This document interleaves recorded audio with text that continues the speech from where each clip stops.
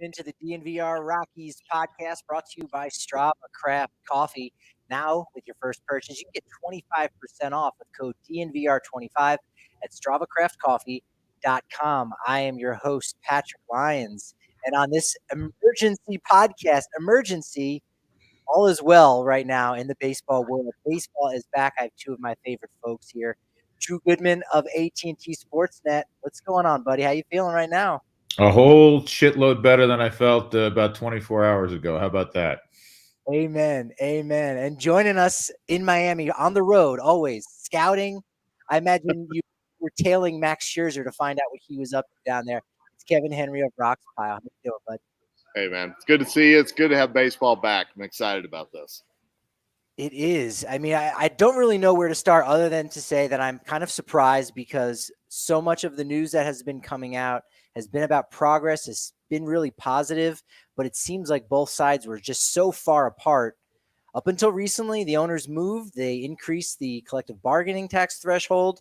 The international draft thing got thrown in there, but they were able to create a caveat to say, you know what? Let's kind of put that on the back burner and let's see if we can work something out at some point during the year. If so, we'll tie that to the qualifying offer on free agents. But all the other details, we've got it worked out, and baseball is back. Players are going to be reporting tomorrow. Does this hit you as a surprise in any way? Is it still kind of sinking in for you, Goody? Well, I will say this. Last week, and obviously we talked, Patrick, last week, and when they went into the wee hours on Monday night when they were still in Jupiter, you had optimism. Okay, we've seen this play out before. Kevin's been in this a long time. You've seen these things, and you go, okay, they had a breakthrough, and enough of the staring contest and the game of chicken. We're going to get this thing done. And then when it all fell apart, and I have my theories as to why, on Tuesday, it was so deflating. And then, but they kept talking, which was a good thing. And then you arrive at the all-night meetings, just whatever it was, 48 hours ago, and you're getting optimistic again, but it's still with great caution. And then you're going, really, over the international draft, this thing's going to break up. So I'm telling you, until I saw it officially, because I know John Heyman, who's, he's close with Scott Boras, and Boris is a hardline guy, as we all know. And there was rumors that many of the guys on the executive, board, who, 5 of the 8 are Scott's clients, were going to vote against it. You're like, holy smokes, this thing may still not get to the finish line. And so when it finally did, it was a huge sense of relief. Number one, for the game of baseball. And Patrick, as you know, we're all tied to it. We make our living in it. And so, there's a selfish appreciation for the fact that they got to the finish line as well. And I say that, without any sort of remorse or regret. There's a lot of people that this affects beyond players and well-to-do owners. Kevin, shocked, pleasantly surprised? Shocked it actually came through. I got to be honest. Much like Goody was saying there, we've been through the roller coaster so much these last few days. And whenever I saw that about the executive committee come over and the possibility of a no vote coming from that, man, I tell you, I got gut punched. I mean, there's no other way to say it. I really thought it was going to fall apart, but was pleased to see it come together finally. And Drew, like you said, I mean, this is good for baseball. We need baseball back. We need fans to re-engage with baseball, care about the off-season signings, care about what the team's doing. So, I'm hoping that picks up as soon as this thing is officially done this evening and the off-season kick starts again. Yeah. And I just got off a phone call with, some, TV folks and, trying to figure out logistically, and everybody's trying to figure out where they're going and what's going on. And I'm excited again about talking about the game.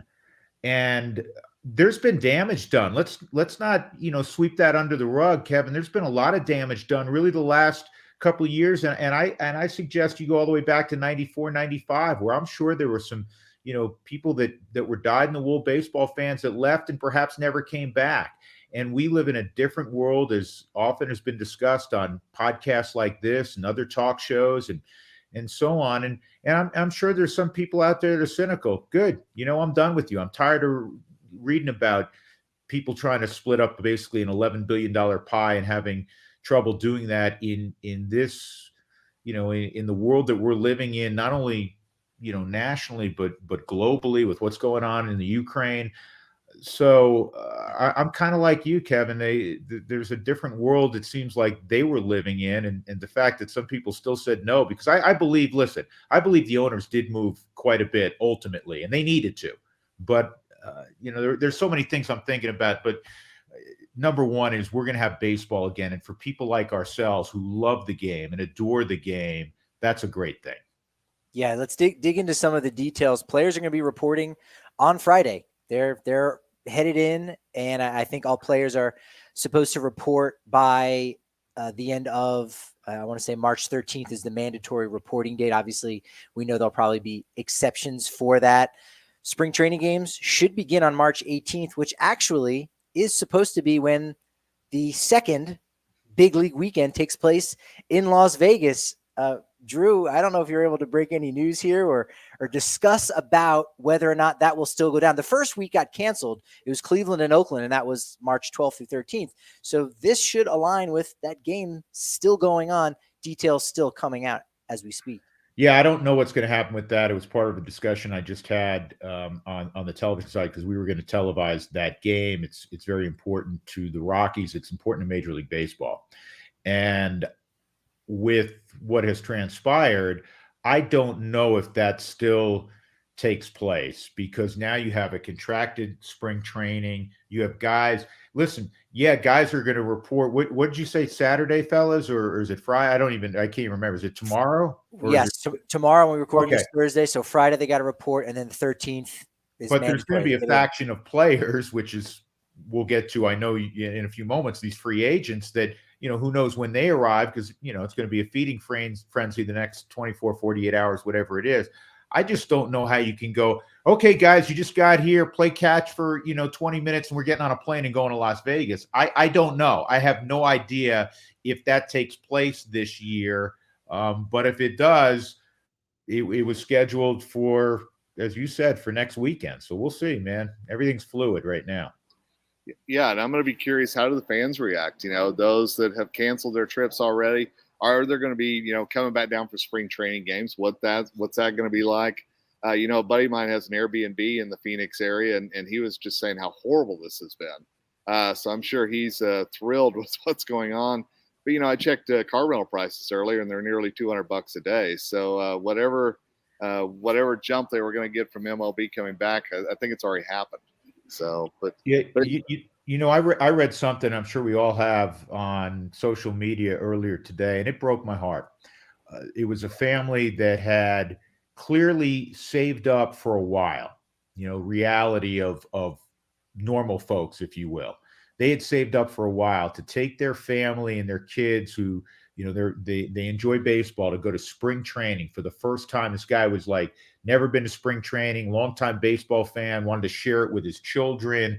And they were going, I think, whatever period they were going, it didn't happen, as we know. And it just broke my heart, man. It's like, this is real. This isn't, hey, is the CBT going to be 230 million or 240 million? These are real folks, and that bothered the crap out of me.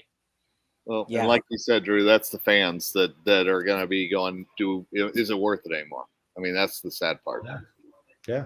And at some point, Patrick and I have talked a lot about this, and I'm sure you have in private conversations or whatever. The only sport right now that's truly bulletproof is football.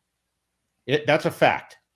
And yes, baseball and some of these deals done that run through 2028, some of the big ones with ESPN and with Turner and with Fox, extremely lucrative. But there's no rule in this new universe that we live in that it always has to ascend. Things can change.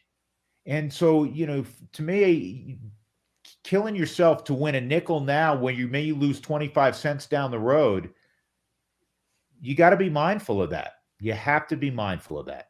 I know recently we had been hearing, even from some players, behind the scenes and through the grapevine, that They were ready to sit out as long as June.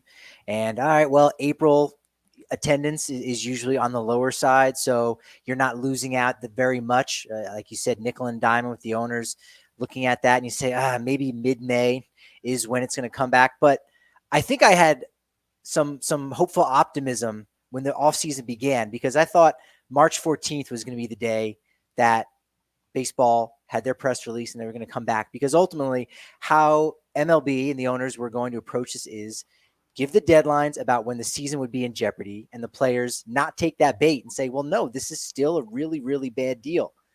And they would get past that deadline, but not so much that it would totally destroy everything. And so now that we're in the safe space, we can look back on everything and evaluate and say, thankfully, we didn't go down that path of really self-destructing and blowing up. So as you said, Goody, the damage has been done, but I think the fans are going to come back, and it is in the same situation as 94 and 95, thankfully. And we don't have to see that again. And we'll get into all the details of the CBA and if there are possibly not loopholes, but if there's anything that the players may want to come back in 5 years for, and we deal with the same thing again, hopefully.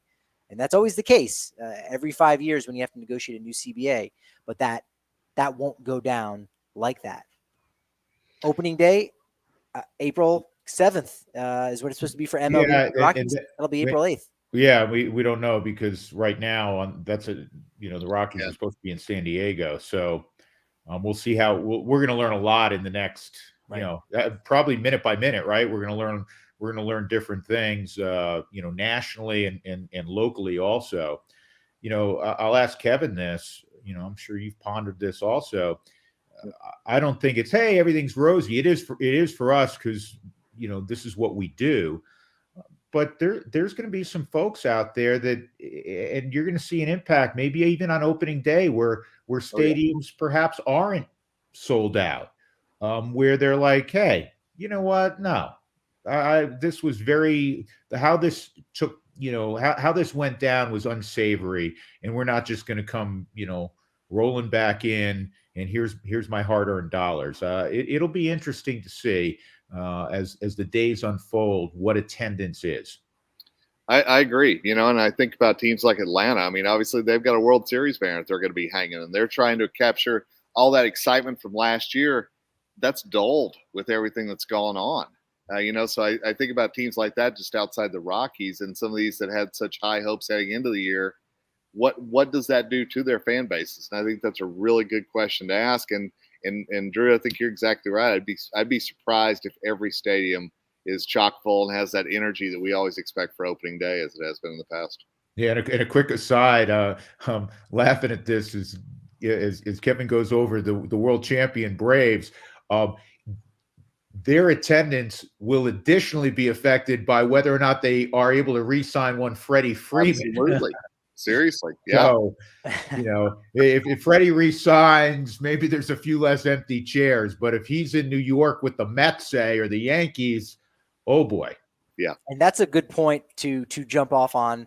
Free agency, the offseason is going to resume again. Now, the owners still have to go ahead and ratify this CBA, and that'll be happening right here in the middle of our show. And then a minute later, maybe even at 4:01 p.m. Mountain Standard Time, we could have our first bit of free agent signings. Maybe it'll be a week before the Rockies make a big splash. And there in Las Vegas, Chris Bryant will show up to the exhibition game. Look, Kevin and I were into the fantasy booking of pro wrestling. So how about that for the seventh inning? You think you're going to get some kid out in low A? Chris Bryant, they announce it right here in Las Vegas, comes out, standing ovation. I can dream, Yeah, the Vegas native. But the one thing I will challenge you on, if you will, is that this is no longer, say, December, where you can have flirtations. And I do know for a fact the Rockies have had at varying levels substantive conversations with a number of, they don't publicize it, with a number of the big names out there, including Chris Bryant. But again, this is not early December. So your best offer has to be the offer that comes forth at, you said 4:01. At 4:01, you got to come guns a-blazing, because if you finish second, you finished last in the process of signing. And we know the Rockies, Billy Schmidt's on record as saying they need a couple of bats. And I don't know if that's realistic, where they're signing two big free agents or attempting to sign two big free agents. But the guys that they're interested in, there are a lot of other teams that have interest in those guys, whether it's a Bryant or a Schwarber or a Castellanos. So this is going to be very interesting, not only nationally, but specific to the Rockies over the next several hours, really. Absolutely. And let's not kid ourselves. There have been a lot of thoughts go on these free agents' minds. They've been thinking about what could happen, playing that what if scenario. They've had plenty of time to do it. So absolutely, if the Mets walk into Freddie Freeman's house with an offer that can't be refused, hey, at 401, absolutely, he could be on his way to New York. Who knows? Yeah, and it's the other part of it that I think Kevin kind of alluded to. I'll steal a page out of the NBA, where it seems like I call up my buddies Patrick and Kevin. I'm like, hey, we can be the three-headed monster here in Memphis or whatever it is. Well, you certainly are going to get, not that didn't take place before in baseball, but you probably got a lot more of it with these guys just working out, idle time, going, hey, what do you hear? What's going on? And so guys talk and hey, come play with us, man. You're a free agent. We got a good team. You don't know about some of these young arms we got coming up. And so there's been a recruiting process that's taken place amongst the players, undoubtedly. And so it'll be interesting to see how quickly a team swoops in on a guy, because players been doing some intel and working behind the scenes. Or, look, again, we know tampering and stuff can happen behind the scenes. And so it wouldn't be beyond that to see something, but it'll be interesting if in minute one, we immediately have a signing like that. What's the over under? When's the soonest you think, will we have a free agent signing by the end of Thursday night? I say, yeah, I think. Yeah, without question. Oh, okay. Yeah, right. I agree. Sure. Because here's the other element of it. Take whatever big free agent name. It's Thursday. What do we got? I'm looking at my computer here. It's March 10th. Reporting, as you said, Patrick, is tomorrow. Let's say they have a family. Their partners saying, where are we going? And depending on where you sign, it may be Florida or Arizona, right? They want to know. They don't want Sunday night rolling around and they're still unsure as to, what their destination is. They want to go play baseball now, have their contract sewn up. Okay, I'm going to make X amount of dollars over the next, whatever it is, 3, 4, 5 years. And I'm now a member of this team. We're packing our bags. We're renting a nice home and off we go. They don't want this thing. It's been going on long enough. It's true.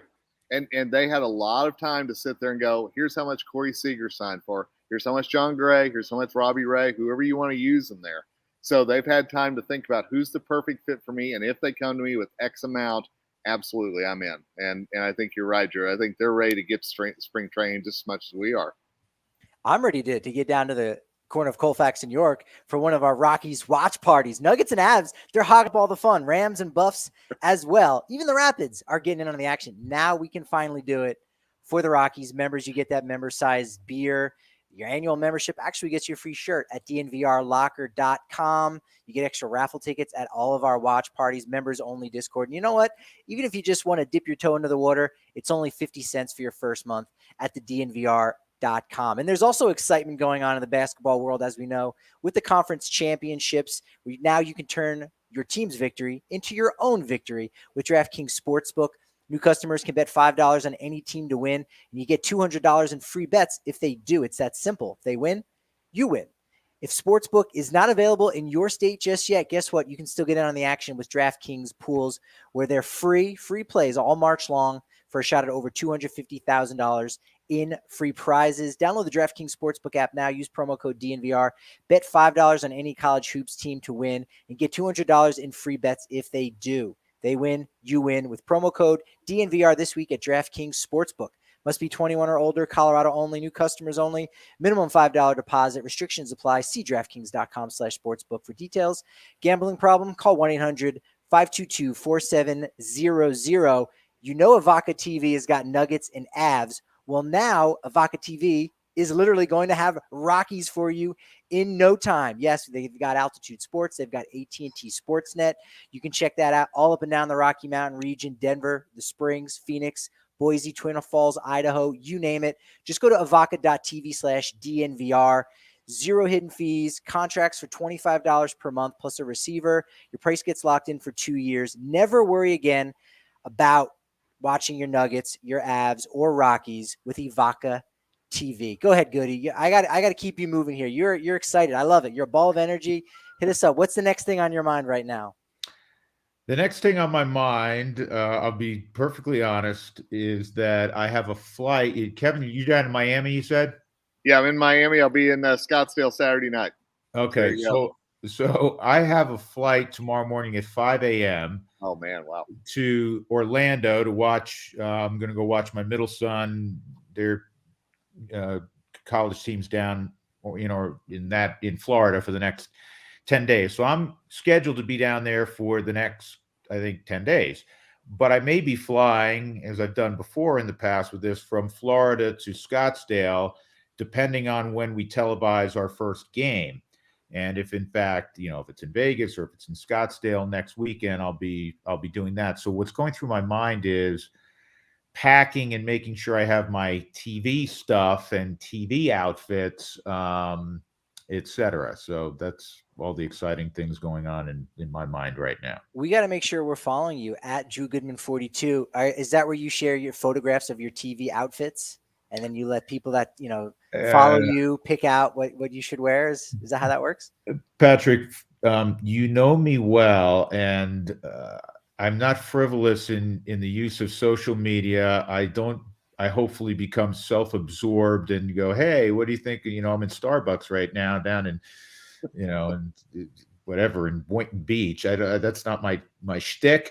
Nor putting outfits on or workouts on the air, not my deal. I promote my podcast, and you're great about doing that as well.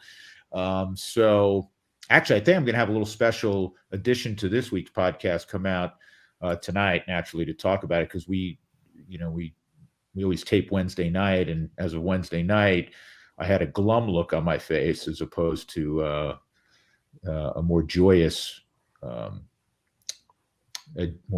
look on my face. But anyhow, we'll figure it out. Excellent. All right. So you're starting an Instagram account is what I'm hearing for the outfits. Well, yeah, I'm gonna all the Speedo stuff will be on the Instagram side. Yep. Yeah. Fantastic. All right. If at Drew Goodman clothes blows up, I'm anxious to see this. That'll be fantastic. So. Yeah, you'll get a retweet from us. Don't worry.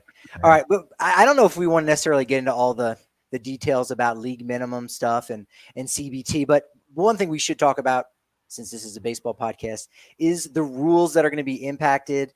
Part of the announcement that's been coming out. Again, some of this I think could change, but I think the bigger points probably are good as gold. 9-inning doubleheaders are back, regular extra innings, and yes, the universal DH. Kev, go first. Yeah. Tell me what. Absolutely. Well, I mean, I think the DH has been dissected so much just because we knew that was one thing that was going to happen. We were pretty darn confident in that. We heard Bill Schmidt say, obviously, they're not going to go out and sign Nelson Cruz anytime soon. So, obviously, yeah, I'm very interested to see what a free agent might be in regards to that. As far as the Rockies go, how are they going to use that? I think he's pretty much laid out the blueprint that it's going to be one of those guys that they're going to shift in and out, for those long homestands at Coors. I hate to say it, I'm a fan of the DH. I'm excited to see what it does. I know the strategy is a little different and everything else, but I think if it can bring a little bit more offense to a team that needed some offense last year, it'll be a welcome sight. I concur with Kevin on the DH, and I used to be, and Patrick, you and I have had this discussion on DNVR podcast, in the past. I used to be a pretty hardcore traditionalist, and I've done a 180 on a number of issues, and one of them is the DH, because Yes, I like the contrast and the quote unquote strategy, but I think we've overblown the strategy, really. I mean, so you're going to pinch hit, you're going to double switch, you're going to make a decision. Hey, is the guy still effective in the 6th inning, my starter in a 2-1 game? The pitcher slash line, I don't have it in front of me, but it's awful. It's like 120, 150, 180. I mean, it's just a joke. You literally could have any one of the three of us up there, with all due respect to the Herman Marcuses and, the guy, the Madison Bumgarners. I mean, most guys can't hit, and they have no interest in hitting. So I'm good with the DH. I found, speaking of strategy, I found the California tiebreaker rule in the extra innings very interesting. And we can all wax poetic about the 16 inning game that went 5.5 hours. But in the grand scheme of things, especially when we're trying to alleviate wear and tear on pitchers, it's garbage. And there was strategy to the California tiebreaker. Don't want to see it in the postseason, but stealing a page from the NHL where they play 3-on-3 hockey in overtime, why can't we do that in the regular season? We're concerned about length of games, number of games. Why not do that in the regular season? In postseason, you have to earn everything you get. I was a little surprised about both those. I was surprised about full 9-inning doubleheaders. Again, just everything we know about, players' health and how much of a grind the season is. And now that the season is seems like going to be compressed a little bit, where we've lost the first week, that's done. And they're going to, according to some of the reports, add 3 days onto the end. And that ultimately means there could be 3 or 4 doubleheaders now spread throughout the season. Instead of there being 7-inning ones, they're going to be 9-inning ones. So it will be interesting to see exactly what happens with that. One of the other interesting wrinkles of this that the reports are coming out is saying that there's going to be a joint competition committee, ultimately a rules committee that's going to start next year that will help with implementing those 45-day changes for new rules. It's going to have 4 active players, 6 MLB appointed representatives, and 1 umpire. And that's where they'll tackle things like pitch clock, base size, defensive positioning, right, banning the shift, or the automatic ball strike system. And I don't know if that necessarily would go into the 7-inning doubleheaders or the California tiebreaker, since that is a gameplay type rule. But I found that to be interesting, especially since you are going to hear from players. Players will have some representation on that committee for any kind of implementation of new rules as they see fit. And I'll be interested to see how those 9-inning, doubleheaders, if they go extra innings, how is all that going to be received after we've had those shorter games? And, MLB keeps talking about, we want to shorten things for the fans and this next generation and everything else. And then they come out and say, well, we could have 16-inning games again. So I'm real interested to see after this year how it's received moving forward. And if, Drew, as you said, there was a lot of strategy that went into that extra inning last year. I wouldn't be surprised if it comes back. There's some facts that we're all aware of. The demographics of the average baseball fan skew much older than the other 3 sports right now. And there has been a clear point of emphasis to engage the younger generations in all sports, but particularly in baseball, which is still widely played. I mean, youth football, because of the concussions, et cetera, has declined from a participation standpoint. You have to evolve in anything you do, in any sort of business. You have to continue to evolve. Baseball's in that. And you can't just keep falling back on, well, this is the way it was done, and this is the way it was 50 years ago and 100 years ago. And if you're worried about the record book, which is sacred to baseball fans and purists, you can put a damn asterisk at, just as they originally did with Roger Maris hitting 61 homers and Babe Ruth sitting next to him, with 60 and 154 games. You can do that. And I think you need to look long and hard if you play a doubleheader, and playing 7-inning doubleheaders down the road. I want nothing to do with a robo umpire, nothing to do. One of the most important defensive position in the sport is catcher, and the subtleties of catching and framing pitches And yes, stealing pitches, is my, good friend who's worked for the Rockies forever, Jerry Weinstein, would say, it's try balls. I mean, it's been a part of the art of the game forever. And it's played by human beings. It's been officiated by human beings. I want nothing to do with that down the road. But California tiebreaker. I mean, you got to look at all those things. Banning the shift. I used to say, listen, they're your chess pieces. You can play them defensively anywhere you want. And now I start to sit and I'm like, nah, you know what? Keep your feet on the dirt. And maybe if you're the shortstop, you can play right at even with second base, but you can't be on the right side. And the same thing on the rarer time that we see a left-handed, pull type hitter, the second baseman, the same, rule would apply. That's not a bad thing. I'm getting on my soapbox here, fellas. But when people say, oh, just go the other way, it ain't that easy. If you've played baseball at any, fairly high level, taking a 95, 98 mile an hour fastball and say, oh yeah, I'm just going to inside out and fillet that the other way. Guess what? Not everybody's Rod Carew or Tony Gwynn. Very, very difficult to do. Easy to state, not easy to do. The game go ahead, Kev.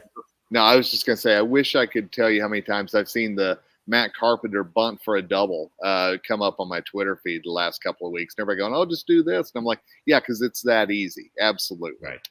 Yeah, the game just needs to evolve, which is the gist of it, right? And in so many different ways besides how the game is played, but also how we watch the game and having more opportunities to watch it on the MLB TV package and all those things and get it out there and advertising and selling the game and not forcing Mike Trout to have to do it on his own. Hopefully these are some of the positive changes, that get brought about overall, with not just with the CBA, but just with baseball being back. And now they got to, as we started off by saying, they're gonna have to make up for some lost time. They're gonna have to make up some ground. And there's people who have been hurt by this. And so they've got to make up for it, and but they do have the opportunity to do that.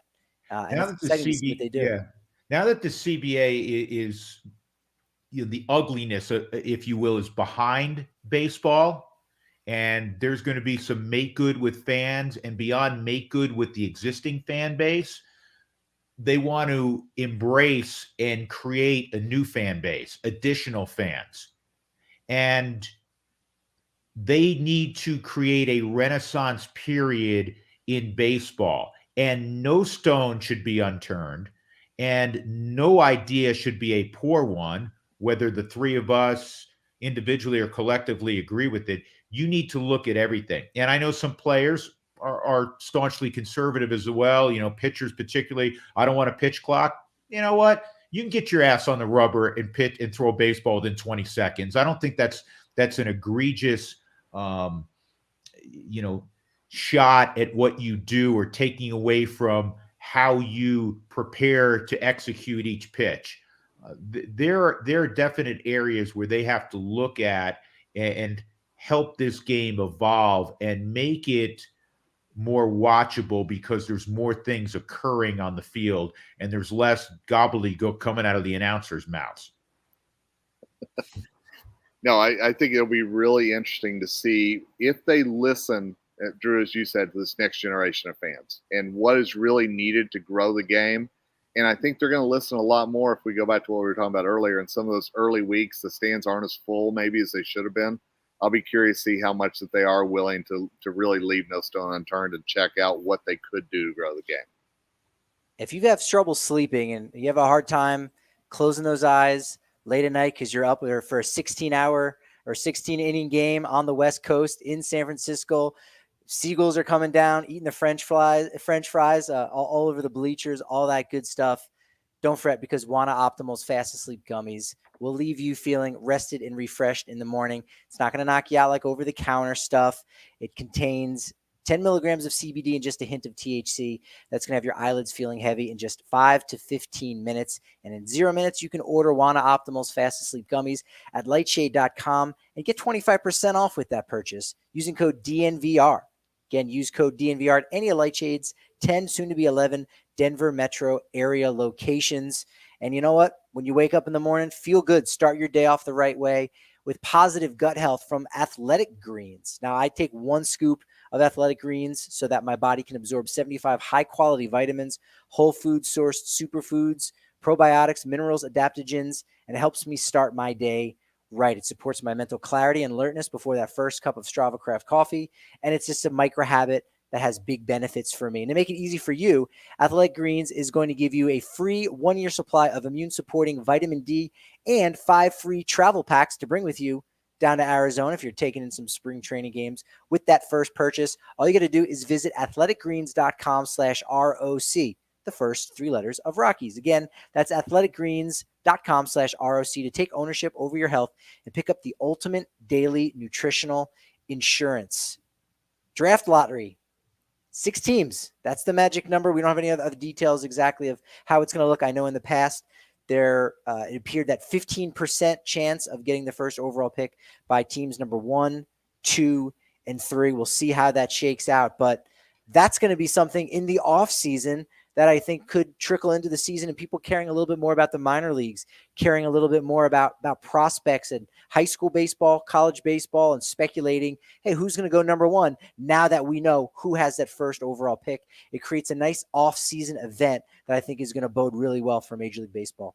Well, I think in concert with that, and this was a conversation that was visited fairly frequently the last few weeks with the college baseball season, beginning a number of weeks ago. And, I'm biased because, I have kids that, are either playing college baseball or played college baseball. I love college baseball. And I would hope that the games are more frequently televised and mainstreamed, because then people become more familiar with, oh, there's that kid Patrick Lyons who plays at Vanderbilt. Man, that dude can really swing it. And so when a team selects Patrick Lyons, it's not like, well, who the hell's that? I mean, we have a pretty good idea in the NBA draft because we watch college basketball. Clearly, we watch college football. So when the NFL draft, especially at the top of the draft, comes about, there's a familiarity already with those names. It's much more difficult in baseball. You're supposed to know that kid from Woodland Hills High School, right? I mean, I get that, but we can start to move the meter a little bit, so there is a greater familiarity and appreciation for the next generation, and maybe there'll be some more eyeballs on that draft, certainly in the first round at least. Yeah, how much would we know who Drew Jones was if we didn't know who his dad was? He's a great player, everything else. But honestly, I think that's where MLB and this whole next generation really has to start promoting what's coming, why you should be excited about it. If you're the Orioles, if you're a team that's not going to have a great season, why should you be excited about what's to come? And absolutely, learning more about who could be your next big star, I think, makes a difference. Yeah, and I mean, the 3 of us have watched a lot of video on social media. Drew Jones, is a high school kid he's in the Atlanta area, right? And he's Andrew Jones's kid, but I mean, he's got great bat speed, he's athletic build, and so we get excited as baseball folks. But if you saw more stuff on him and you say, wow, the whatever team, the Orioles, have a chance to draft that kid, you actually can have a bounce in your step like the Jets fans always do, at the NFL draft, going, oh, why'd they draft that guy? Well, some of the other details is that 20 rounds. They're looking to have a pre-draft combine with the top 300 amateur players. Players do need to submit to a pre-draft physical, and those who participate will be offered or must be offered at least 75% of slot value associated with that pick. And good, as you're saying, we kind of had that. Like I got a chance to go and see Spilly do his thing there during the MLB draft after the Futures game on Sunday night. So there was no games going on because we were 24 hours away from the home run derby. How did you like that whole, production that they did? Is, again, you can't really have this draft in the off season, but it was the only thing going on. And for a first year production, do you think that is something that, they can improve upon and get better to get more eyes and highlight the best young amateur players going into the draft? Absolutely. And I liked that there's going to be a combine. People in baseball have known, for years, they've been going to various combines. They're called showcases. kids go to showcases beginning at early ages. It's one of the ways that college, schools recruit, and they, it's hard to see, Arapahoe High School take on, Columbine High School, and you're down at Stetson University or whatever. But if you can go to a showcase, you're going to see a multitude of kids. And so to showcase, say, the top 300 amateur players, and it's televised and people can take a look, again, they become, more conversant on some of the talent out there. And then they're more apt to be involved in watching the Major League Baseball draft, because some names are going to be called that they've at least seen and have an idea of what that person looks like. And the showcase, it was such a great start for it. We think about what time in the pandemic that we were in and how that kind of altered some things as well, obviously. I think if you could build that up to where the prospects are there, Goodies, you were joking about the Jets fans and everything else getting all excited, but you have, baseball fans actually excited about this next guy coming. Now, we know that obviously if the Jets take a guy, he may be in the NFL that next year. We don't know that with MLB, obviously. So that will have to be a little bit tempered. But I think to build it up, that this is your future, this is what's coming, get excited about it, and even do something in some of those MILB cities that that this kid might be playing in. Do something where you can really figure out how to follow them through those steps in the process. We have so many conversations. We have at AT&T, we truly, and I'm not just being gratuitous here, we have a great and enthusiastic and creative and some of the best people working regionally in sports. I'm not talking about on-air folks. I'm talking about, I love my brethren and my sisters on the air, but I'm talking about producers and technicians. And we've talked about this, and we need, Kevin, to pick up on your point. In a nightly Rockies broadcast, the Rockies are playing the Padres on a Wednesday night, and you say, hey, let's give you some updates here on what's going on on the farm. And we've done that, but now let's incorporate more video. Here's Zach Veen taking a couple of hacks with Hartford. He had a double and a homer last night, and people see what it looks like and who he looks like. And in addition, maybe beyond just the big names, the Drew Romos and the Benny Montgomerys, but some of the other guys. And I think that is so important, not just selfishly for Rockies folks, but for baseball as a whole, to make people aware of who these minor league guys are, and again, what they look like. Absolutely. One of the questions coming in the chat is by Brecton Prentice about the success for the Rockies this year. Postseason or otherwise, again, they've got some work that they need to do going in here, Brecton, about once free agency opens up here any second. We haven't gotten the tweet just yet, but we'll see what they do and how they can help their roster. One of the interesting things that ties into the emergency pod today in this new CBA is there's not going to be 12 postseason teams. So there's going to be 6 in each league. That means 3 wild cards now instead of 2 with the wild card game. No details exactly yet as to what that would look like, but I believe how the playoffs would work is the team with the best record in each league essentially gets a first round bye. And then you've got the remaining 5 teams. I don't think I have that right. I think I miscalculated here. Yes, I did. My notes are, I got to cross that out. But ultimately, I think there's some hope that there would be, again, some kind of postseason show where the team with the best record in each league could actually go and pick the team that they are going to play against, which again, that's going to build some kind of excitement going on here going forward if you have a 12-team postseason. And Kevin, it builds rivalry too. It's like, oh, you want us? Okay, here we go, right? Absolutely. Do the chip on your shoulder. Absolutely bring in that whole storyline. You betcha. Yeah. I think it's great. I think it's trending.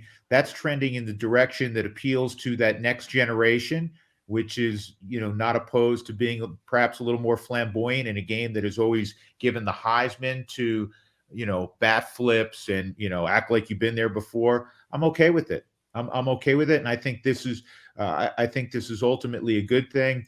To address the question for me, I would say we don't know now. It's hard to appraise, where the Rockies are. We know that, from my standpoint, I like the first four in their rotation. You need a lot more. We all know that. The Rockies have been blessed, I knock on wood, with pretty good health in their rotation. They lose a guy with a good arm in John Gray. I think that surprised the Rockies, I'm being honest. They thought that he was going to be back in their fold pretty clearly. He signs with Texas. You have a nice rotation. They need a lot of help offensively. So if we're sitting here and doing this podcast, 3, 4, 5 days from now, and the Rockies were able to address that, who knows? You got to go play the games.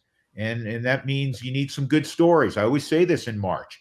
You need some really good stories. Every team does, even the Dodgers, even the Yankees, even the teams with these huge payrolls.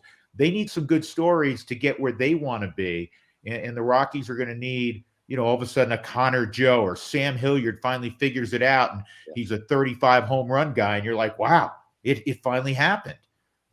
So hard to assess, but if you're the Rockies with that rotation, we know pitching's the most important element of the game and will always be the most important element of the game.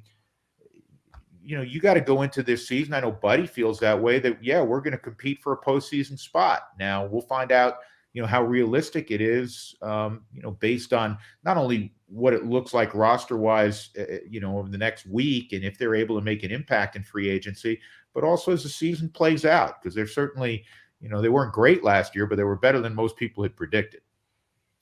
Yeah. And I will tell you that, Drew, and you touched on it. The biggest thing that I'm really watching is Peter Lambert, Ryan Rawlson. How do those two look? Can one of them step in? Can one, we've seen what Lambert can do, obviously coming back from the Tommy John. What does that look like now? So I think, to me, that's something to at least be excited about if you're a Rockies fan, is how do they answer these questions? And there's plenty of them on this team right now as it's currently constructed. Now, 10 minutes from now, that could change completely or whatever. But as of right now, there's a lot of questions, and how they construct it, I think, will provide those answers. And who knows, maybe a bridge toward what's to come, and we can all hear what that direction is. And really, they just have to be doing it long enough to the trade deadline, and then you go and you can supplement that roster. So it's certainly a good enough team as of right now. Again, we'll see what they add to possibly, keep it interesting here in the early going. As you said, Kevin, about, Rawlson and Lambert, two young guys. Lambert, of course, coming back from Tommy John surgery. Them, along with the rest of the pitching staff, and this is true all around baseball, they're now going to have just 3.5 weeks to get ready for opening day as it exists here on April 8th. So that's going to be a challenge. Haven't seen anything just yet about expanded rosters. I know that was something that happened in 1995, where I think they went from 25 to 27. So we'll see if you're able to carry a couple extra players. And one of the other interesting wrinkles, too, that has come out about this that I've seen in multiple places, like Ken Rosenthal, is that players now will only be able to get optioned back and forth 5 times. So now you don't have that same luxury of shuttling guys back and forth to Albuquerque, which certainly isn't very fair to that player. But hey, you can make up for a roster spot. Now you got to be a little bit more careful. So it will be interesting to see here in the coming hours, maybe days ahead, if rosters will get expanded, because pitcher health has to be paramount right now with the shortened spring training. And I know a lot of folks haven't been really excited about, so-and-so team signed a minor league pitcher or signed somebody to a minor league deal. This is why they've been doing that, is to build up that depth for what could happen if those guys can't, get the arms loose and feel confident enough heading into, the first part of the season. I think you could well see some guys step in for a start or two and have that figured out. Yeah, and to the point you made about the limit now of 5 options in one season, there wasn't a number in the past. That helps out. That's a win also for the Players Association, because it helps out with service time. And I know the minimum has gone up to 700,000 from 570, but let's just take when it was at 570, for instance, and you say, oh, that guy's a rookie, he's making 570 grand. Well, if he only gets 30 days of big league time, he's getting 30 out of, 184 or whatever, a full season, I think, is 184 days. So he's not making $570,000 if he's on that, plane back and forth between Denver and Albuquerque. And so now it's limited, which, helps a guy, accrue greater amounts of service time and ultimately dollars in his bank account. And it could help. We think we've talked about it before. I know I did with Kevin, this idea that if you keep shuttling and rotating through rookies through options, and that's maybe one less veteran that you have to go out and spend and give guaranteed money to. So as you said, win for the players. Another interesting wrinkle that's coming out in details, Rule 5 draft looks to be canceled. The Athletic's Zach Buchanan said that was one of the things that they agreed upon. Normally that happens in the offseason when players had just finished their regular season not that long prior, and now they've had an entire offseason to put on weight, get over injuries, and potentially have scouts go out and see them play in minor league camp. So we're not going to have a Rule 5 draft this year for the first time in some form since 1891. Some form of Rule 5 dates back that far, believe it or not. And that's not a small deal. And I'll give you an example. And Kevin, I think you know where I'm going with this. One of the guys that the Rockies really hope is, and he was impactful last year in snippets. He battled an injury, a lat injury. Is Jordan Sheffield. He was a Rule 5 selection out of the Dodgers organization, and the Rockies really hope that he develops into a plus side arm, protecting leads. I mean, plus side, in the 7th, 8th inning, maybe even down the road. Who knows? If he's a closer. He has great stuff. He has a big arm, and that was a guy that the Rockies took in the Rule 5 draft. So that's not available to them, and more so than many other teams, because we know how tough it is to get pitching here in Colorado. Who's to say that there wasn't a Rule 5 arm that the Rockies weren't going to be able to pluck off another roster this year? But that, as you said, is not an option in 2022. No, and all players going to arbitration, those numbers have to be exchanged by March 22nd. And that does mean that hearings will actually take place during the season. So that will be very interesting. I'd love to be a fly on the wall inside of those rooms, to say the least. Yeah, and just going back to the Rule 5 just real quick, I think, every team kind of made some roster moves to try to protect guys and everything else. And I wonder if they had known that this was coming, would they have made some of those same moves maybe that they did. So I think that'll be interesting to hear about in the days to come as well. Yeah, I thought maybe they would maybe make it like a 41-man roster or something like that for the season. So as you said, you could protect one extra player or something like that. But nevertheless, totally done, wiped away.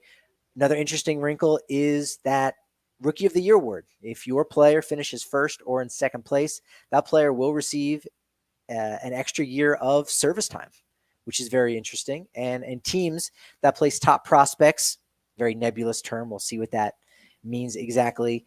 Teams that place top prospects on the opening day roster will be eligible to receive compensation draft picks if their player finishes in the top 3 of Rookie of the Year award voting, or top 5 in MVP or Cy Young award voting. So again, kind of prevents some of that service time manipulation, and we get to see the best players because they're deserving to be there from the get-go, not because it allows you an additional year of club control, which is what we saw in the Chris Bryant case when he was with the Cubs.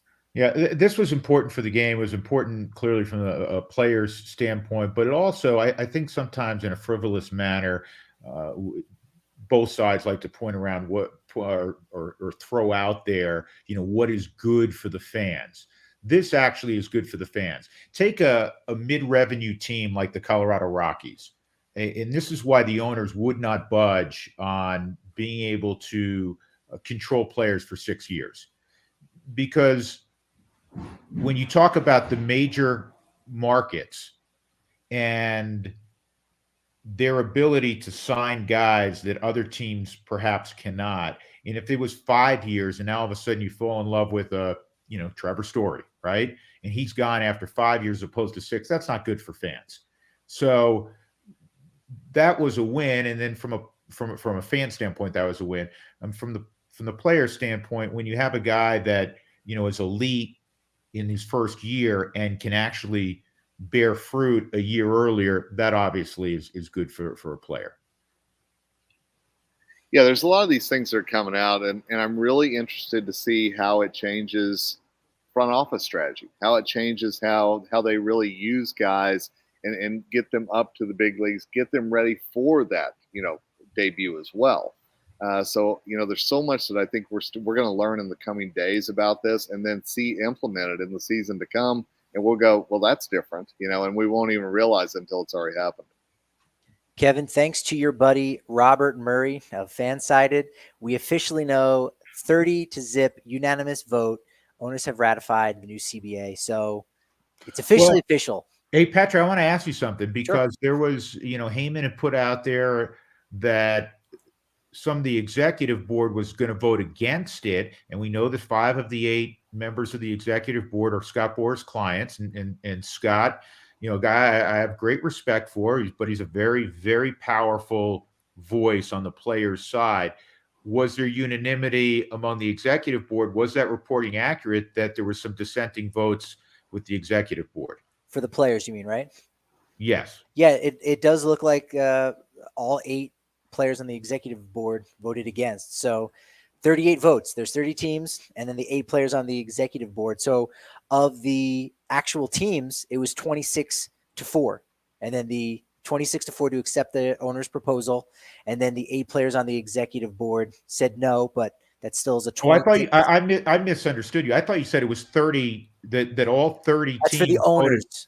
All 30 owners. Oh, I'm sorry. I thought so. It was 26-4. So ultimately, you're saying all 8 on the executive board voted against it. So it was 26-12. Correct. And the 4 teams that voted against, and again, that's broken up amongst the 40-man guys, were the Yankees, Mets, Astros, and St. Louis Cardinals. They were the only 2. There were only 4 teams that put the kibosh on it. But boy, I'm surprised, Kevin. What's your take? I'm surprised.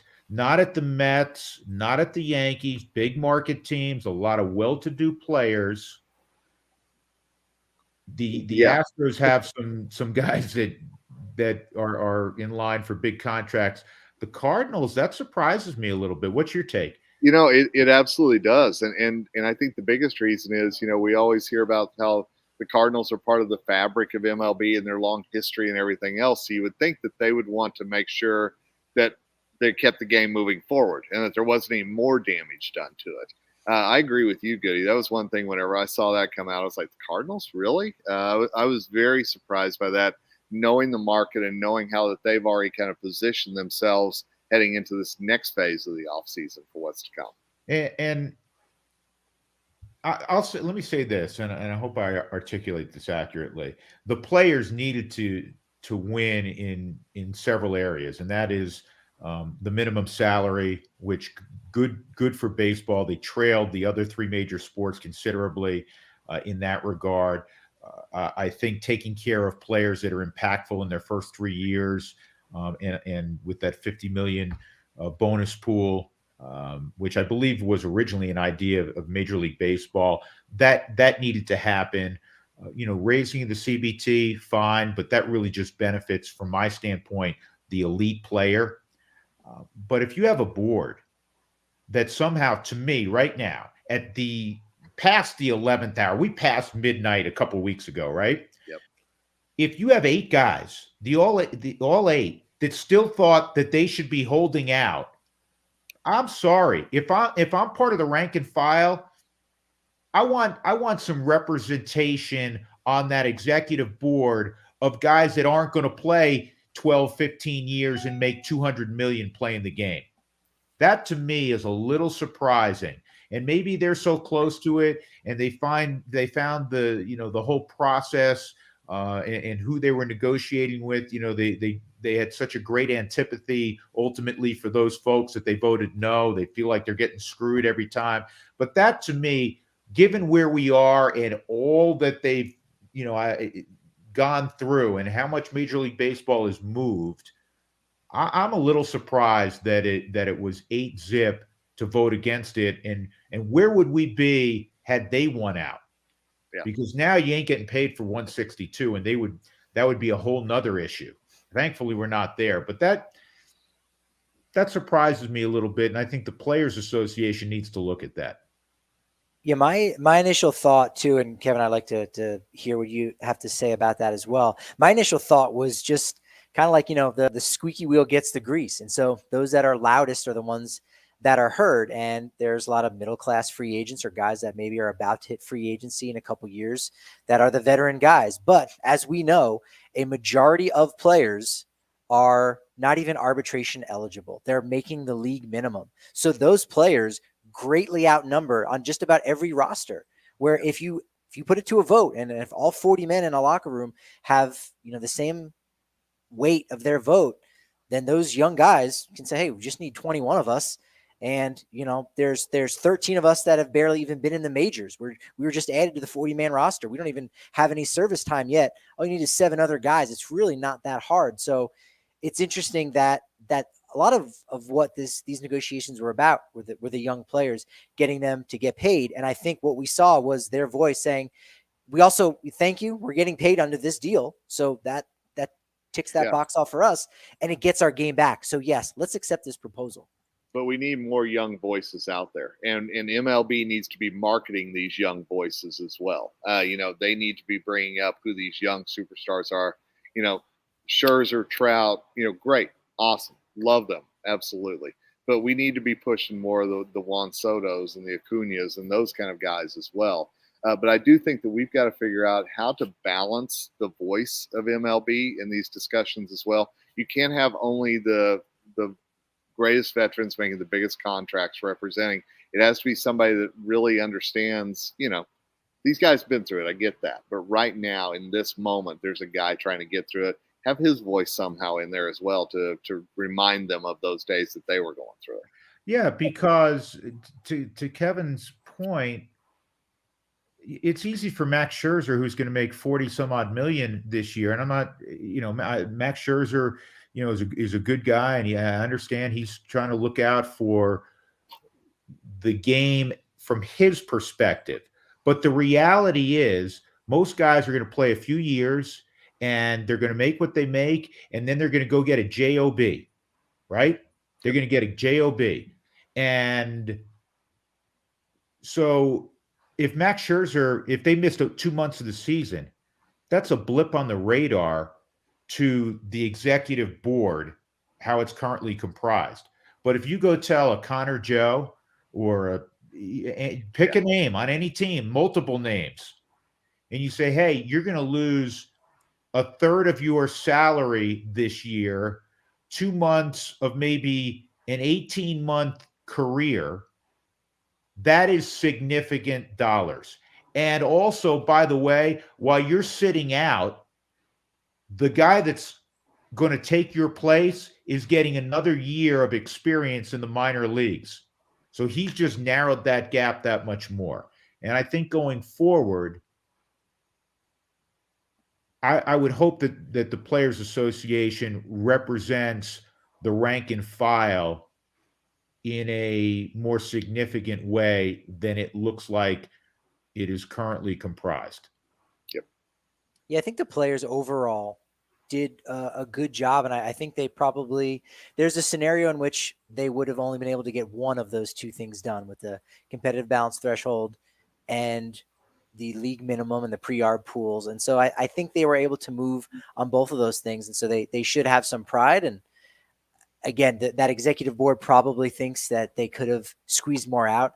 But to your point, it would have been, much worse and would have done a lot more damage to the game. So it is good to know that, hey, the general populace was represented in that vote. And because of them, we're going to have baseball back.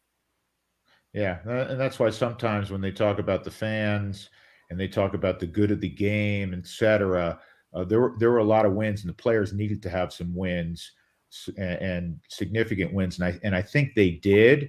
And I don't have a horse on either side. I just want to see baseball like you guys. But I think sometimes when they talk about the good of the game, you need to take a step back at the very least, or you're being disingenuous. Great. Final little tidbit of just details that have come out. And again, we'll get even more information in the coming hours and days ahead. Officially at 5 p.m. on Thursday, the lockout will be lifted and will be even more officially be done with it. As you said, $700,000 is the league minimum. It increases to $20,000 each year. So in that final year of the CBA in 2026, it'll be $780,000. CBT is at $230. It'll be at $223 and $23, $237 and $24, and ultimately at the end in 2026, it'll be at 244, and all of the tax thresholds will be $20 million up. So it starts at 230, then the next one's at 250, and then the final one is at 290, which has effectively been called the Stephen A. Cohen tax, Exactly. which everyone's so worried about. Of which he welcomed. Oh yeah, Yeah. I'm good with that.